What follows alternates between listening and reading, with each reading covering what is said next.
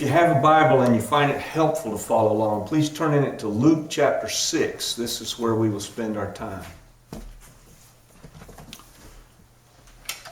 Lots of people who are followers of Jesus and people who aren't, people who don't believe, one of the questions that routinely comes across is, what does God want? I think that's a reasonable question to ask.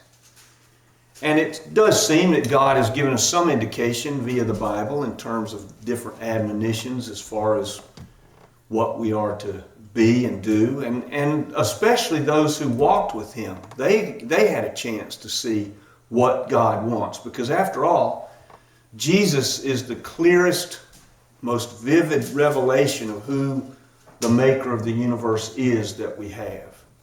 We can read the entirety of the Old Testament, but we're not going to come to a clear view of who God is until we watch Jesus. And that comes from reading the Gospels and seeing Him move about.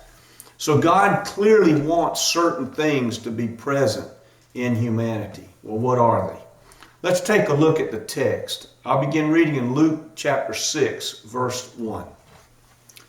It happened on the second Sabbath after the first that Jesus was going through the grain fields. His disciples plucked the heads of grain and ate them, rubbing them together in their hands. Some of the Pharisees saw them and said to them, "Why do you do that which isn't lawful on the Sabbath day?" Jesus said, "Haven't you read what David did when he and his who were with him were hungry? They entered God's house and took and ate the showbread and gave to those who were with him that which is not lawful for anyone to eat except for the priests alone." Jesus then said to them, "The Son of Man is the Lord of the Sabbath." It happened on another Sabbath when Jesus entered the synagogue and taught. There was a man there, and his right hand was withered. The scribes and the Pharisees then watched Jesus to see whether he would heal on the Sabbath, that they might find an accusation against Jesus. But Jesus knew what they were thinking. And he said to the man who had the withered hand, "Rise up and stand in the middle." And so the man rose up and stood. Then Jesus said to them, "I'll ask you all something. Is it lawful on the Sabbath to do good or to harm, to save a life or to kill?" He looked around at everyone and said to the man then, "Stretch out your hand." The man did so, and his hand was restored as sound as the other. But they were filled with rage and talked with one another about what they might then do to Jesus. It seems like from the perspective of the scribes and the Pharisees and those who were the Jewish intelligentsia familiar with the law, that Jesus is just doing everything wrong here. The law proper is the 613 precepts of Moses. Now that's a lot, but that's nothing compared to what the law had become by the time of Jesus. The law had stretched into all kinds of oral traditions. This is what angered Jesus. These oral traditions had come to be so many and so complex, no person who worked at making a living of any kind other than being a Pharisee could keep all of the law. It was impossible. There was the Sabbath laws, the work laws. There were 39 categories for what was qualified as work, according to the Mishnah. Now, when one stops and thinks about that, one can see that an average person who's raising children, working a job, people were poor for the most part, there was no way they could keep all these laws. I mean, it gave a weight measure such that on the Sabbath you could lift no more than a dried fig or you were doing work. Now, how in the world could you even dress your children and live up to that standard? Reaping, threshing, and winnowing could not be done on the Sabbath. Well, according to the law, the disciples have done all three here. They've winnowed, they've picked the grain. They had reaped in that they had pulled the grain into their hands where the heads were pulled off. And then they had winnowed it by rubbing it together and taking the husks off the outside so that they could eat the kernel. So they had done all three things that they were not supposed to do according to the law, just to eat this grain. And of course the Pharisees just gleefully call this out. They think to themselves, we've got him now. We've got Jesus, we'll call him out, we've caught him out, let's take it to him. Well, this is where you'll notice in Luke's gospel, there comes a point at which the Pharisees, it says, they asked him no more questions. That's smart. Because here, think of what it means to say, I'm going to challenge the maker of the universe on his own law. I mean, is that even a rational thing to do? Of course, they don't know that, but that's exactly what's going on. It reminds me of two atheists that I have read. One's known as H.L. Mencken, and the other's known as Bertrand Russell. Bertrand Russell not only is a great philosopher, but he's one of the greatest mathematicians of the 20th century. They both said, they were asked, people would ask them because they wrote so much about atheism, and they would say, if you die and you're wrong, you do stand before God, what are you going to say to him in defense of your own unbelief? And both of them to a person said, I would say to God, you didn't give me enough evidence. Mm-hmm. Now, stop and think for just a minute at the lunacy of this picture from the standpoint of these two men. And the Pharisees as well. They're arguing with the maker of the universe about his own law and what he meant by it. These two men are arguing. They wake up after death. They're standing in front of God. So they're already wrong about that. They've made a mistake. And then they're going to present a defense to the maker of the universe that says they think he didn't give them sufficient evidence. Now, where do you think that's going to go? With the maker himself, who, from his perspective, he's given plenty of evidence, because if he hadn't, there wouldn't be any believers around. So they're there. So it's just not a good idea, in my view, to tangle with the maker of the universe on such questions. But this picture that we see here in Matthew's account of this instance, it has Jesus quoting Hosea chapter 6. And in that text it says this, I desire mercy, not sacrifice, and the knowledge of God more than a burnt offering. So here we're learning something in this whole event. We're learning something about God's heart that would almost be impossible to know if we didn't have this event to look at. Pharisees are spying on Jesus, and they come to this moment, and Jesus quotes to them something that happened in the Old Testament. In 1 Samuel chapter 21, where you see this exact event where the David and his band of people, his guys, his homies, they're all hungry, and they come to the temple, and Ahimelech, the priest, gives them the showbread to eat, which is breaking the law. That's breaking the law. As a matter of fact, what I find remarkable about this text is, in the oral traditions, there were lots of Jews who could easily have probably recited the whole chapter of 1 Samuel 21 by heart. So they know this. Why do they not see what 1 Samuel is telling them in terms of how then shall we live? Because their minds are closed. The Bible teaches so much in narrative form. It's not like the Quran, where you've just got this list of precepts that are given, admonitions and commands, and you just read them and accept them. The Bible tells us stories about people's lives. And from those stories, we learn about who God is. The Pharisees didn't read their scripture properly. That's all there is to it. They've got the same Old Testament that Jesus has. And they have the same 1 Samuel 21 that Jesus has. But they didn't read it right. You know why? There's a big difference in the way in which we read a text. People today, and these Pharisees, read it this way. Listen, Lord, your disciple is speaking. Instead of reading it, speak, Lord, your disciple's listening. Very different way of reading it. You see, the Pharisees did not have what Jesus speaks of when he says in teaching, blessed are the poor in spirit. They didn't have poor spirits. They believed that they understood everything so well that God would have to accept them on the basis of how they have lived. There's no poverty of spirit there. They don't need anything.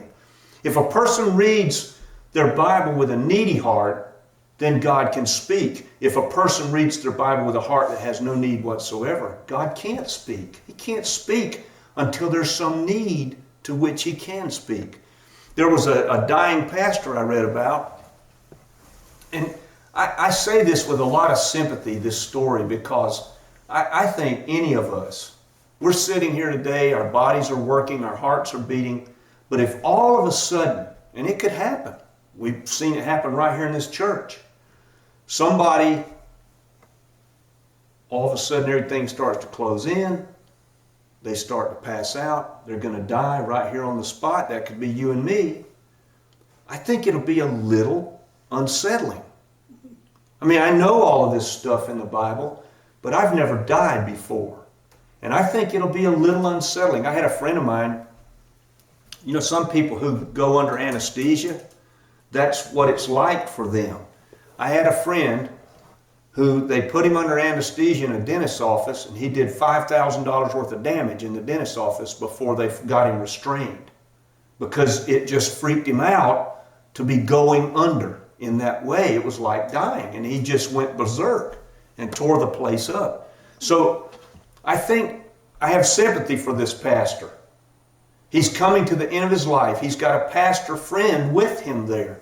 And he just asks the pastor friend, he said, gosh, how can I know that Jesus is a Savior for me? And the pastor says, well, you know, John 6:37, he's promised that there's no way he's going to cast you out. And the pastor who was dying said, you know, I never thought about that text like that until this moment. It had always just been an academic text for him. But now it means something serious because he is leaving the world. How can I know?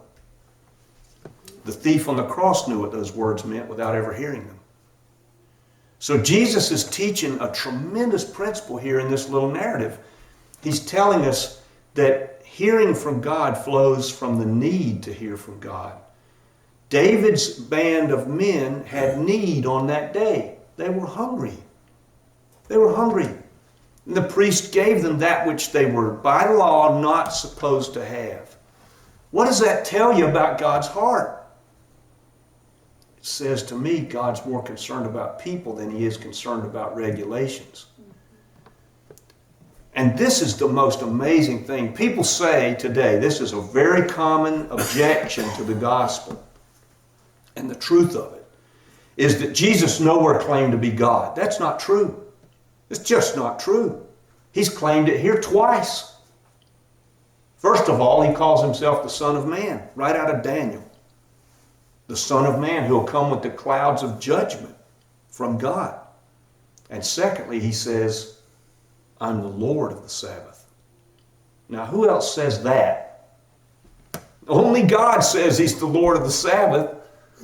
And then Jesus is going to go further here. Now you have to, I think it's a good question to ask. Is Jesus just trying to be provocative here? Is he just poking the Pharisees? I don't think so at all. I think we see something else of God's heart here. He's not just trying to step on the Pharisees' toes by this healing that he performs. He's already tweaked them once with regard to the 1 Samuel passage with the heads of grain. Now he's going to tweak them a little further, but it's not just to show himself to be right. It's because he wants to give the Pharisees the same rest that he wants to give to you and to me and to everybody else.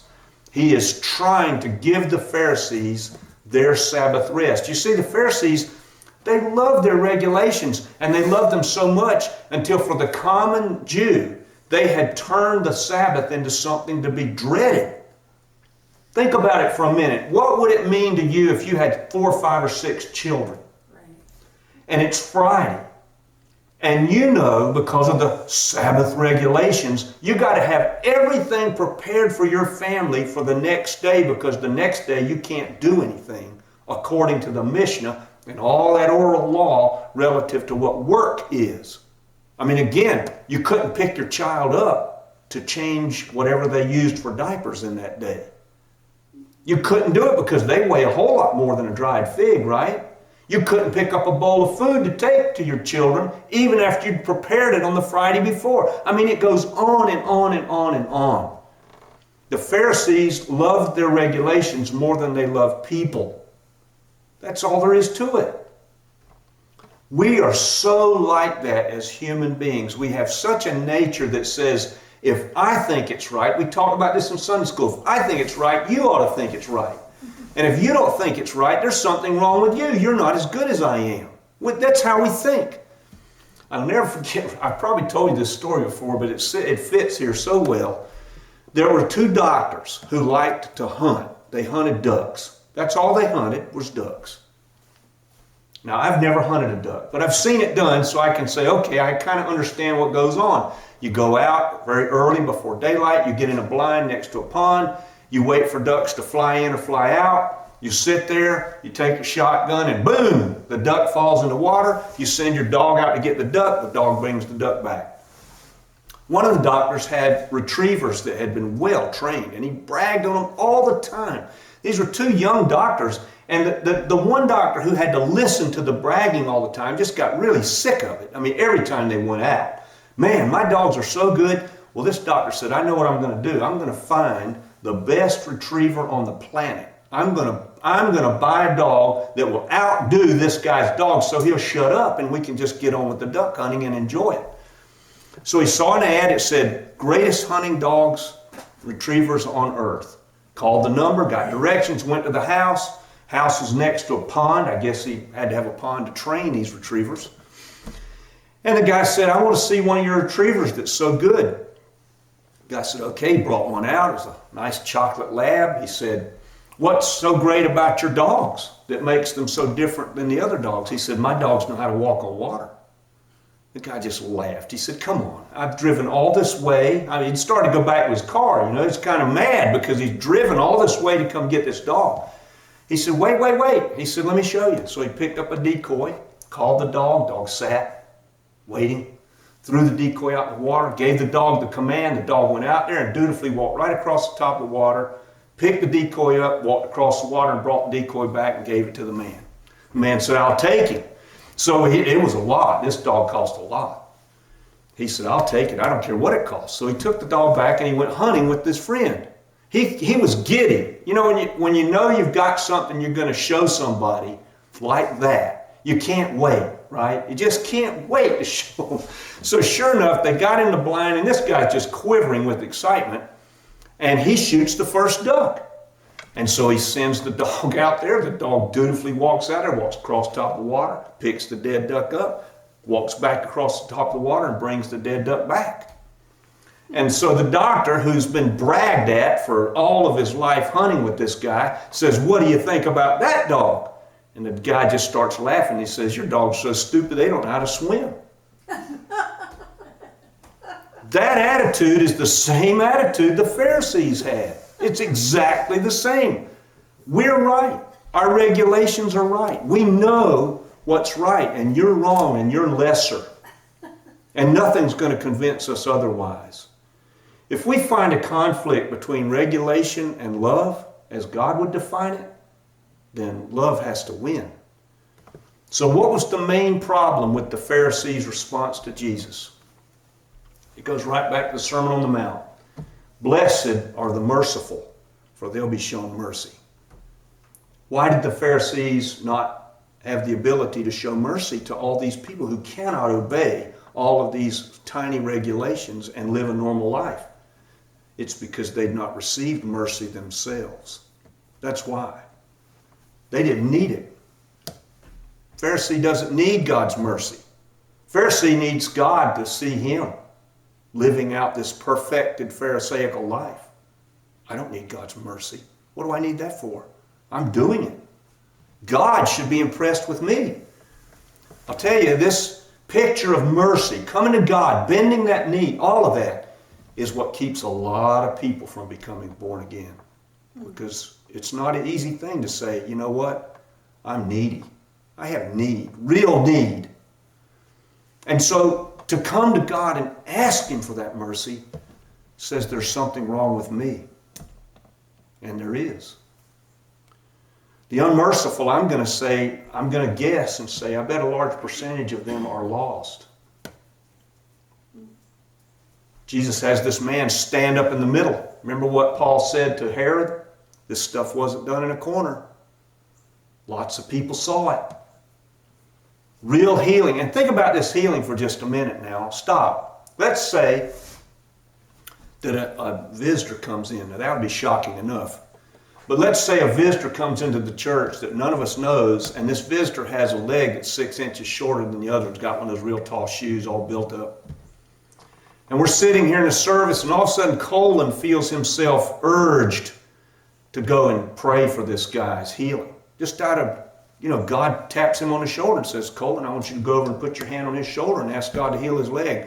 And we're all watching this, and all of a sudden we see this guy's leg 6 inches longer, matching the other one. Just like this, just imagine now what this healing is. This is one of those healings. It's not like somebody who comes up and says, oh, I got a pain in my back, or oh, my eyes are blurry, or oh, I have headaches. No, this is something where you've got a hand that everybody in that room could see there was something wrong with this guy's hand. It's withered, visibly withered. And then it's healed in front of everyone. Let's say that happened here. What would be our response to that? I'll tell you what mine would be. I would just want to shout, Jesus is Lord. Look at that. What do the Pharisees want to do? They want to figure out some way they can stop Jesus. Jesus is trying to give the Pharisees the same rest that he offers to everyone here. Think about what John says. He says, if anybody says, I love God. Now think about the Pharisee for just a minute. Or anybody. If anybody says, I love God, but hates their brother or their sister, John says, they're a liar. He says, because if anyone doesn't love those who are seen, how can they love God who's not seen? This is where the gospel really exposes all of us. And the question for us is a very clear one in my view. Are we merciful? Are we merciful? Do we assume the worst of people on the first take, or do we assume the best? What is it to hate somebody, as John talks about? Is it to just have a feeling of dislike for them? No. It's to want ill for them, for whatever reason you and I might craft. I mean, I think about people right now who seem to be so ready to hate the Russians, or hate Putin, or hate Black Lives Matter, or hate anybody. Do I disagree with a lot of these people? Sure. But I don't want to see ill happen to them. Or Joe Biden. I don't want to see ill happen to Joe Biden, or his wife, or his children. That's what it means to hate somebody. God says if we're unmerciful, he's going to be unmerciful to us. I think it's a good prayer to ask God to give us a merciful heart. A good prayer to say, God, help me to see people like you see people right now. How do you think God looks at Vladimir Putin? I'm sure he's not happy with what he's doing. But how does he look at him? Does he look at Vladimir as one of those who might need the same rest that God offers us, the same rest that was offered to the Pharisees in this moment? If the regulations we have dispenses with mercy, then maybe we need to dispense with the regulation. A repentant heart is a merciful heart. How else could it be? How else could anybody's heart be except merciful when we stop for just a minute and think about what we've been forgiven? Man, that changes everything, doesn't it? I don't know where everybody is today, but if I've said anything about which you've got a question,